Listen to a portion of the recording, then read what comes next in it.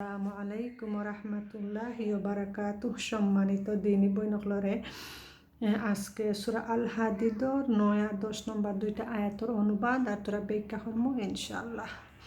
আলহামদুলিল্লাহিল্লাযী হামদান কাসীরান তাইয়িবান মুবারাকান ফীহি আল্লাহুম্মা সাল্লি সাল্লিম আলা নাবিয়িনা মুহাম্মদ রাব্বি ইশরাহ লি সাদরি ওয়া ইয়াসসির লি আমরি ওয়াহলুল উকদাতাম মিন লিসানি ইয়াফকাহু কওলি।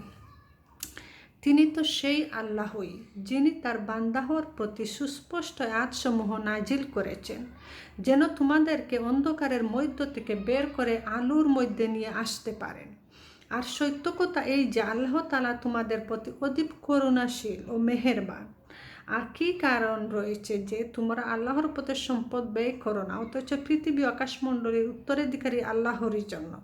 তোমাদের মধ্যে যারা বিজয়ের পর অর্থ ব্যয় ও জিহাদ করবে তারা কখনোই সেই লোকদের সমান হতে পারবে না যারা বিজয়ের আগে অর্থ ব্যয় জিহাদ করেছে। তাদের মর্যাদা পরে অর্থ ব্যয় জিহাদকারীদের তুলনায় অনেক বেশি বিরাট, যদিও আল্লাহ তাআলা উভয়ের কাছেই ভালো প্রতিশ্রুতি করেছেন। বস্তুত তোমরা যা কিছু করো আল্লাহ সেই সব বিষয়ে অবহিত। আল্লাহ সুবহানাহু ওয়া তাআলা এই আয়াতগুলার মাঝে কি যে নবী সাল্লাল্লাহু আলাইহি ওয়াসাল্লামের উপরে যে ওহী নাজিল করিয়া যে কোরআনের আয়াত হল আকি দিছইন আর মানুষের হেদায়েত করার লাগিয়া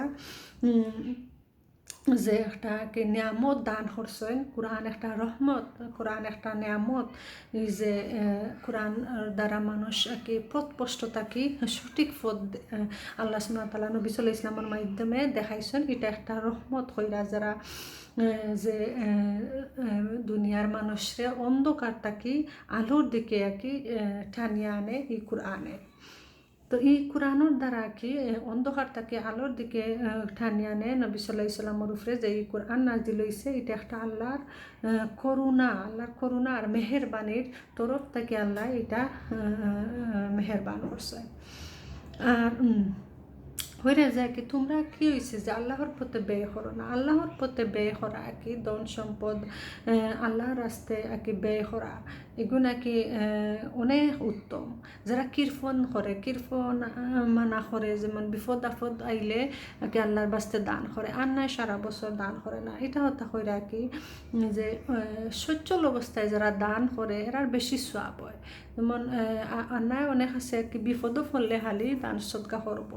এলা একটা হাদিস রাসূল সাল্লাল্লাহু আলাইহি ওয়াসাল্লাম কইছেন, এটাই লাগি আকি কীর্তনের আকি মাল উদ্ধার করা। এটাই লাগি তো সচ্ছল অবস্থায় কি দান সদকা করা বেশি একে উত্তম। তো আয়াতর দ্বারা কি যে মানুষ চলা ফেরা আমল খাইছিল সব কিছু কি বাদ তাহলে পরিহার করতো, বালা আমল করতো। এটার মাঝে আল্লাহ সুবহানাহু ওয়া তাআলা আয়াতর দ্বারা বুঝাইয়া দেয়।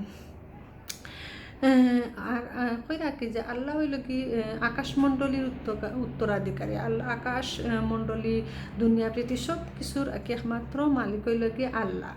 আর যারা কি বিজয়ের পর, যেমন কি মক্কা বিজয়ের কথা, বিজয়ের পরে কি যারা কি আগে যারা মক্কা বিজয় হয়েছে জিহাদ করছে, মক্কা বিজয় জিহাদ হরি মক্কা বিজয় হয়েছে, এরা কি পরে যারা কি বিজয় হওয়া বাদে যারা মুসলমান হয়েছেন এরা কি সমান মর্যাদা নাই। আল্লাহ কোনো মানুষের কি বিশেষ মর্যাদা দিছেন মানুষের আমল অনুযায়ী, মানুষের কষ্ট অনুযায়ী, মানুষের চেষ্টা অনুযায়ী। তো এরা কি যারা কি সমান মর্যাদা নাই। যারা কি মক্কা বিজয়ের আগে যুদ্ধ করে যার মাল দিয়া মক্কা বিজয় হয়েছে, আর যারা কি মক্কা যেমন ফরে কি যেমন বিজয় হওয়ার ফরে মুসলমান হয়েছেন, এরা কি সমান নাই, সমান কি নাই, মর্যাদা নাই। এরা কি বেশি মর্যাদা। তখন আর কি উভয়ও আর কি ভালো প্রতিশ্রুতি আছে, বাট হেরার আর কি বেশি মর্যাদা থাকবো যেমন মক্কা বিজয়ের পর এরাহান।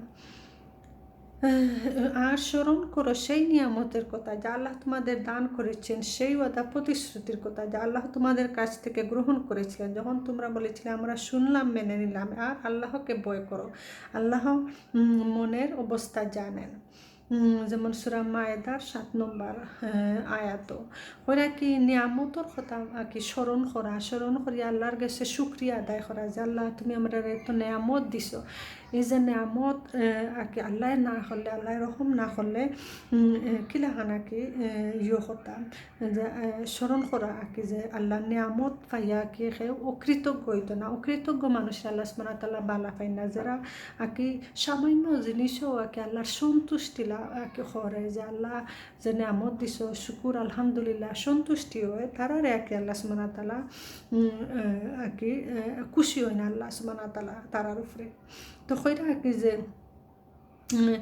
নিয়ামতের কথা স্মরণ করা আর আল্লাহর প্রতিশ্রুতি যেটা এটা সত্য। তোমরা যে কইছিলা কি আমরা মানলাম শুনলাম, যেমন তারা কইছিল কি আমরা আল্লাহ কি কোরআনের মধ্যে যেটা আইছে তারা হয়তো কি মানলাম আমরা শুনলাম মানলাম। আমরা যেটা কি কোরআনের মাধ্যমে আইন আইছে এটার কইরাম আমরা মানলাম আর শুনলাম মানলাম। আমরা শুনলামও মানলাম, আল্লাহরেও বই করলাম আর আল্লাহ তো মনের অবস্থা জানেন। যেমন কোরআনের আয়াত যে কোনো আইন যদি আমরা দৃঢ়ভাবে মানি আঁকি তো এটাকে ইমান বৃদ্ধি করে। আর দৃঢ়ভাবে মানার যে একটা যে মনের যে অবস্থা এটা আল্লাহ সুবহানাহু ওয়া তাআলা দেখেন। কোনো মানুষের কেউ দেখি আঁকি মনের অবস্থা কেউ হইতে পারতো না একমাত্র আল্লাহ ছাড়া।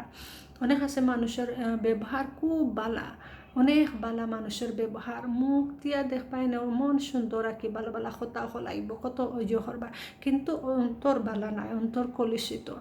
কিন্তু কোনো মানুষের আছে মুখর আঁকি অত বেশি মুখ আঁকি বাসা নাই যে মানুষের মুগ্ধ করতো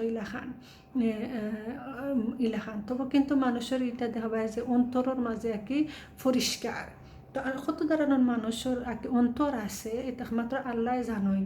আর অন্তরের খবর মানুষের দেখে যাচাই করতে পারতো না যে কার অন্তর বালা আর অন্তর কি বাদ, একমাত্র আল্লাহ সুবহানাহু ওয়া তাআলা হইতে পারবা। জাযাকুমুল্লাহ খাইরান।